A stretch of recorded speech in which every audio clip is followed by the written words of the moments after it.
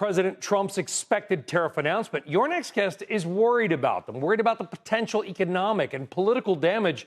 And he says you can expect maybe a dampening of consumer confidence and even a fractured relationship with our allies. Other than that, how is the play, Mrs. Lincoln? Stefan Selig is the former Undersecretary of Commerce under President Obama, also former Executive Vice President at Bank of America. Let's play devil's advocate. It's like the old McLaughlin group. If tariffs are, and we've been reporting that pretty much tariffs are universally negative, why do so many other countries have them? Well, they don't have them to the extent that is being widely discussed, right? And so they have been coming down, obviously, over the course of the last 50 years. And the wisdom was that if you could protect your own developing market, that will allow it time to grow and develop to catch up with more developed markets. You see that in countries like India and Vietnam and where China was before it entered the WTO. That is not where the United States is, and that's not where most of the developed world is. And so, Brian, there is very little to believe that exporting more than importing gets you rich. Is India richer than us? No, we agree on that. But I think we can also agree that income and wealth inequality in America is a problem, right? Whatever we've been doing hasn't been working. If it's been working, we wouldn't still, I think, have the problem. Maybe this is not the answer. Maybe this will make things worse. I have no idea.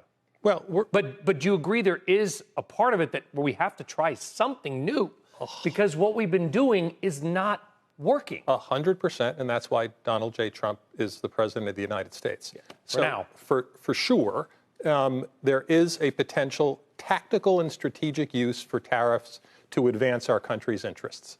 Sold. The question is, what are we actually trying to do? We've heard that we're trying to narrow bilateral trade gaps. We've heard that we're trying to raise revenues to afford tax cuts. We've heard that we're trying to protect our southern border. We've heard that we're trying to keep fentanyl out of our country. We've heard that we're using it as a cudgel to have Europe pay for their own defense.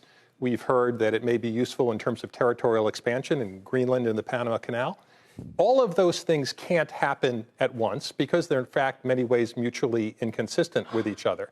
So what are we actually trying to do? And my concern is, in doing some of those that may actually be beneficial for the United States, what are going to be the ramifications? Is the light worth the candle? Will we have fractured so many relationships with our friends and allies that it's going to come back to bite us? Well, and there's two interesting things there you could sort of pick up on. I mean, one is it's good if tariffs could do all of those things because we could use them in the future to get anything done that needed to be done. Right? I see how they give you leverage over trading partners or friends or allies, as you called them.